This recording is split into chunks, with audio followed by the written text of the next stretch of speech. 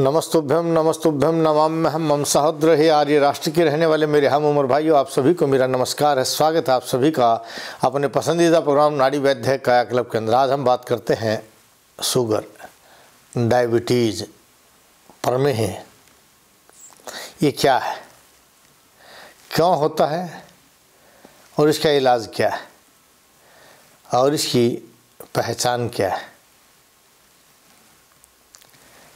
Allopathy science में sugar दो प्रकार का, टाइप 1 और टाइप 2, जो इंसुलिन पर आधारित है। जब शरीर में पैनक्रियाज के बीटा सेल से इंसुलिन बनाना कम या ज़्यादा कर देते हैं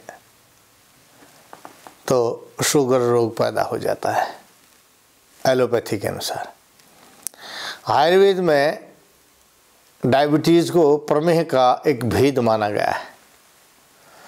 प्रमेह जब वातज प्रमेह हो जाता है, अति स्थूल व्यक्ति को, जो बहुत मोटे हो जाते हैं, अति स्थूल व्यक्ति को प्रमेह बार बार पेशाब का जाना, पैरों में सुनपना, जलन होना, पेट का साफ न होना, नींद न आना, जब ये लक्षण होते हैं उसको असाध्य कहा गया है।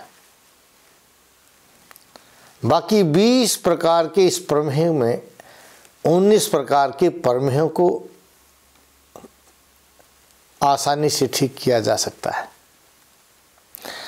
तो प्रमेह या शुगर की आयुर्वेद में क्या पहचान है?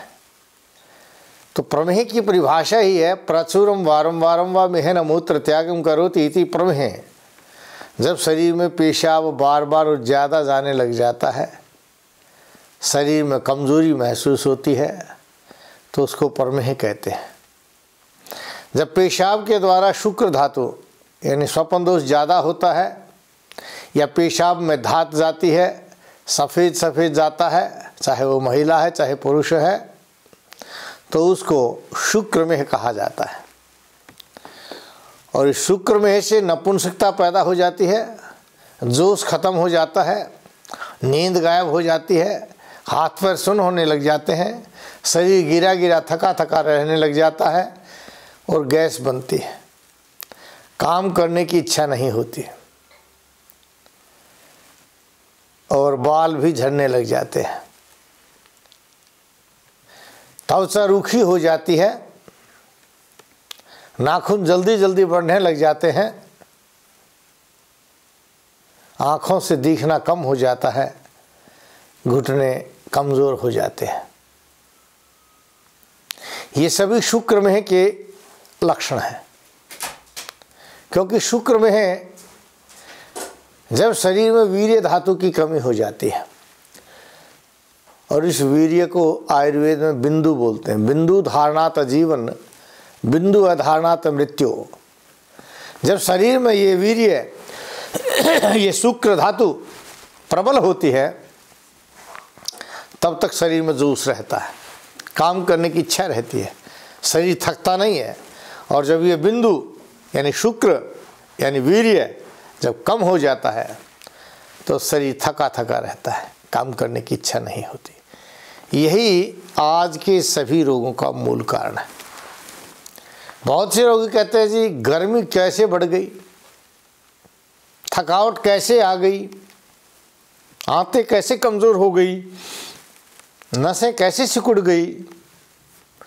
जिस तरह से सब्ज़ी में मिर्च होती है और अगर आप घी डाल दें तो मिर्च का प्रभाव ख़त्म हो जाता है, उसी तरह से शुक्र धातु भी शरीर में गर्मी को बढ़ने नहीं देता। और जब शरीर में गर्मी नहीं बढ़ती है तो नसें नहीं सिकुड़ती। कई बार कहते हैं ना कि पैर झनझनाहट सी होती है, नसों में झनझनाहट सी होती है, या पैर काम नहीं कर रहे हैं, हाथ काम नहीं कर रहा है, हाथ उठ नहीं रहे, कंधे जाम हो गए, सभी नसें सिकुड़ जाती। तो ये शुक्र धातु की कमी के कारण होता है। अब शुक्र धातु की कमी और ये शुगर, ये प्रमेह कैसे ठीक होगा?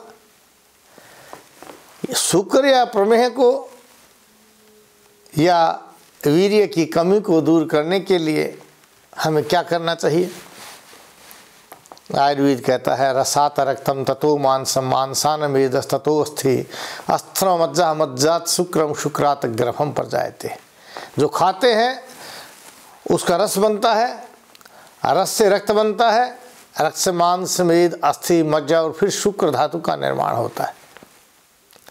वहाँ तक पहुँचने के लिए शरीर की जो 13 प्रकार की अग्नियाँ हैं, 5 भूताग्नि, 7 धात्वाग्नि और एक जो जठराग्नि है, ये अग्नियाँ जब पूरा काम करेंगी तो शरीर में वीर्य का निर्माण होगा। जब वीर्य का निर्माण होगा तो रोग से लड़ने की ताकत, जिसको आप कहते हैं इम्यून सिस्टम, मजबूत बनेगा, इम्यूनिटी पावर बढ़ेगी। ये सभी इम्यूनिटी पावर बनने का प्रधान लक्षण है। इम्यूनिटी पावर तभी बनेगी जब आपका डाइजेशन सिस्टम ठीक है, यानी आप प्रमेह रोग से रहित हैं। आपने देखा होगा इस कोरोना की बीमारी में भी जिनकी इम्यूनिटी पावर थी, उन्होंने अंदर से ही बैक्टीरिया पैदा करके कोरोना के वायरस को मार दिया। उनको एक डोज वायरस की जो लगी, वैक्सीनेशन जो हुआ, उस एक डोज ने भी काफ़ी काम किया।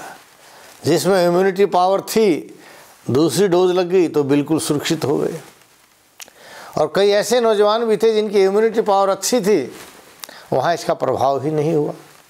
बुजुर्ग भी थे, बच्चे भी थे, लेकिन जहाँ इम्यूनिटी पावर, रोग से लड़ने की ताकत कम थी, वहाँ चाहे वो नौजवान था, चाहे बच्चा था, चाहे बूढ़ा था, वह मृत्यु को प्राप्त हो गया। यानी इस इम्यूनिटी पावर को बनाने के लिए आयुर्वेद के द्वारा बताए गए इस प्रमेह रोग को, जो 20 प्रकार का है, अगर आप समझ जाते तो आपकी इम्यूनिटी पावर बन जाती है। और इस इम्यूनिटी पावर को बनाने के लिए घी का होना बहुत ज़रूरी है। भोजन के साथ घी का प्रयोग करें। सनेन मधुरम आहारम अमृत तुल्यम वर्तते। जिस भोजन में घी होता है, मीठा होता है, उसको अमृत कहा गया है। लेकिन एलोपैथी साइंस कहती है कि मीठे का प्रयोग बंद कर दीजिए। हर चीज़ में मीठा है। हमारी हर प्रकृति प्रदत्त जो भी औषध है, सब में मधुर रस व्याप्त है। अम्ल भी है, लवण भी है, कटु भी है, तिक्त भी है, कषाय भी है। लेकिन किसी में मधुर रस ज़्यादा है तो उसको मधुर रस वाली बोलते हैं, किसी में अम्ल रस ज़्यादा है तो अम्ल रस बोलते हैं। होते सभी रस हैं। 6 रसों के बगैर कोई रस नहीं बनता, कोई औषध नहीं बनती, कोई पदार्थ नहीं बना, सभी रस बने हुए। तो मधुर रस का प्रयोग कैसे किया जाए? मीठे को अगर आप उबाल कर पीते हैं तो बेहद गर्म हो जाता है। मीठे को अगर ठंडे पानी में पीते हैं तो बेहद ठंडा हो जाता है। मीठे को साधारण पानी में घोल कर पीते हैं तो ये ताकत देता है, क्योंकि मीठा ही शरीर के अंदर ऑक्सीजन के साथ मिलकर के खाए गए पदार्थ का विघटन करके उसका रस बनाता है, इस लायक बनाता है कि भोजन उसको पचा सके, खाए हुए आहार का एब्जॉर्ब कर सके। लेकिन जब आपने मीठे को बंद कर दिया, इस कार्बन को बंद कर दिया, और कार्बन और ऑक्सीजन जो हम सांस के द्वारा ब्लड के अंदर लेते हैं, उस ऑक्सीजन ने जब कार्बन नहीं मिलेगा तो किसके साथ वो प्रज्वलित होकर के खाए हुए आहार का भक्षण करेगी। इसलिए जहाँ लोगों ने मीठा बंद कर दिया, वे और कमज़ोर हो गए, आंखें कमज़ोर हो गई, घुटने कमज़ोर हो गए, लेकिन उनकी डायबिटीज़ की गोलियां बंद नहीं हुई। हमें चाहिए था कि यहाँ हम अपने डाइजेशन पावर को बढ़ा करके मधुर रस का प्रयोग करते हुए, घी खाते हुए शरीर के अंगों को मजबूत करते, पैनक्रियाज में पावर आती, बीटा सेल्स इंसुलिन का निर्माण करता, और वह इंसुलिन खाए गए मीठे को तोड़ करके शरीर के अंदर कार्बोहाइड्रेट्स, कार्बन पैदा करके शरीर में ताकत देता। आयुर्वेद कहता है, मेरा अनुभव कहता है, मैं अपने औषधालय के अंदर कभी मीठा बंद नहीं करता। मैं कहता हूँ दिन भर खूब मीठा खाइए, सुबह 9 बजे से पहले भोजन कर लीजिए, शाम का भोजन 4 बजे के बाद चाहे किसी भी समय कीजिए। दिन में अगर आपको भूख लगती है, दूध और फल फ्रूट खाइए।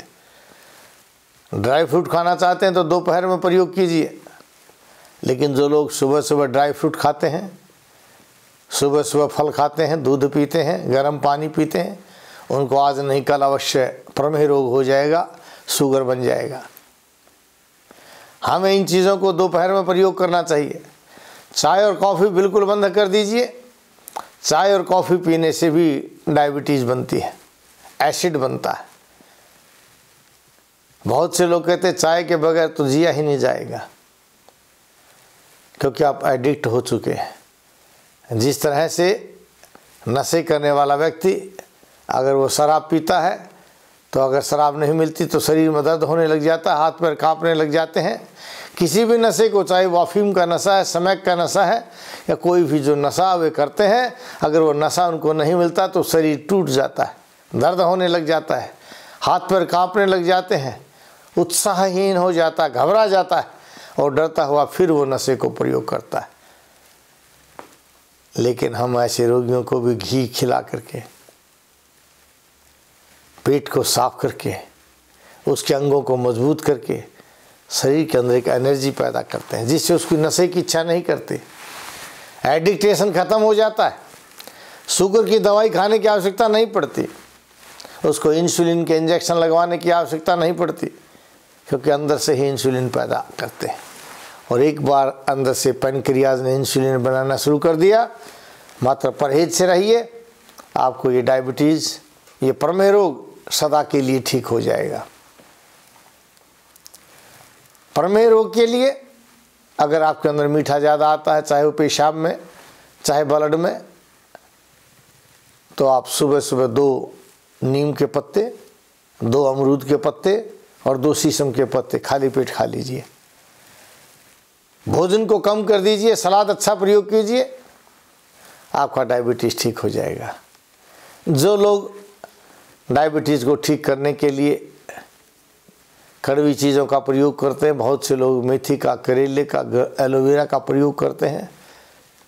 प्रकृति को जान करके हमें इसका प्रयोग करना चाहिए। मीठे में कभी कड़वा नहीं मिलाना चाहिए।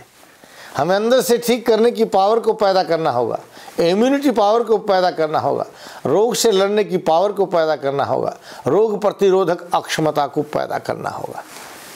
और रोग प्रतिरोधक अक्षमता को पैदा करने के लिए शास्त्रों ने रसायन का जिक्र किया है। जिस रसायन का हम प्रयोग कराते हैं, हम प्रयोग करते हैं, हमने अनुभव किया है, हमने अपने रोगियों को दिया है, उस रसायन के बारे में भी कहते, दीप्त अंतरग्नि परिशुद्ध कोष्ठ प्रत्यग्र धातु बलवर्ण दृढ़ इंद्रिय मंद जरह नित्य रसायन से भी पुरुषो प्रतिष्ठा। जो पुरुष रसायन का सेवन करता है उसकी अग्नि दीप्त हो जाती है, कोष्ठ शुद्ध हो जाते हैं और सभी प्रकार की धातुओं का सही रूप से निर्माण होता है। और जब सभी धातुओं का सही रूप से निर्माण होता तो शुक्र धातु का निर्माण होता है, और जब शुक्र धातु का निर्माण होता है तो रोग प्रतिरोधक अक्षमता पैदा होती है, इम्यूनिटी पावर पैदा होती है। जिस इम्यूनिटी पावर को पैदा करने के लिए विभिन्न प्रकार की चीज़ें बताई गई हैं, वह सिर्फ और सिर्फ आपकी आंत की मजबूती से बनता है। अधिक जानकारी के लिए आप टीवी स्क्रीन के नीचे जो नंबर देख रहे हैं, किसी भी नंबर पर आप फ़ोन कर लीजिए, अपॉइंटमेंट लीजिए। आप जन्म के पश्चात होने वाले किसी भी रोग को ठीक करने के लिए घर बैठे दवाई भी मंगा सकते हैं। मैं आपकी प्रकृति को जान करके उस प्रकृति के अनुसार औषधि आपके घर पर पहुंच जाएगी। हम आपको स्वस्थ रखेंगे, घबराने की आवश्यकता नहीं। किसी भी रोग के बारे में घरेलू इलाज जानना चाहते हैं तो आप अपने इस चैनल पर जा कर के, नाड़ी वैद्य कायाकल्प पर जा कर के किसी भी रोग का घरेलू इलाज देखिए और उनका प्रयोग करके देखिए। जब आपके अंदर एक जोश, विश्वास पैदा हो जाए और आपको लगे कि हाँ ये बात ठीक है, आयुर्वेद में पावर है, आयुर्वेद वास्तव में रोग को जड़ से दूर करता है, तो आप हमारी औषधियों का भी प्रयोग कर सकते हैं। गच्छामि पुनर्मिलनाय जा रहा हूँ दोबारा मिलने के लिए, इन्हीं भावों के साथ कि आप स्वस्थ रहें, अपने परिवारजनों को स्वस्थ रखें, भारतवर्ष को स्वस्थ रखें। जय भारत, जय भारती।